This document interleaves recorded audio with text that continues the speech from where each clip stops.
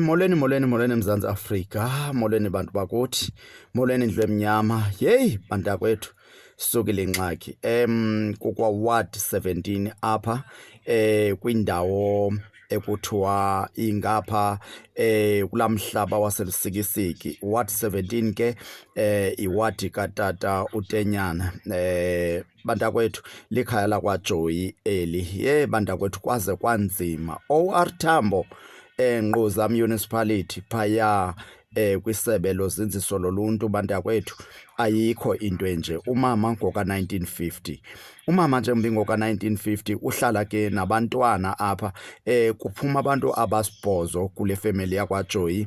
Dlula nje uthi phanga kwaRhotso utshone kwicala lase-right Eastern Cape bantakwethu le ndithetha ngayo, kwinquza Municipality phaya kulaa mhlaba waseLusikisiki. Iwadi nguWard 17, ikhaya lakwaJoyi. Hayi kubi kulo mama bantakwethu, noko bantakwethu umanyano ke Initiative SA sithi ke asikwazi thina ukuthula, sithule siwuvala umlomo kwimeko enje.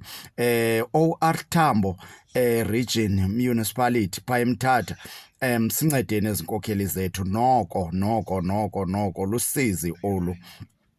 Kanti ke enye into endicinga uba ethubeni masike sithetheni ngayo, into yokuba ezi meko ezinje siziguqula nini e-Eastern Cape? Siziguqula nini iimeko ezinje? Uyakhumbula ke lo mzi wakwaJoyi ulandela ke imizi eliqela, umzi wapha esiphezini kwamama,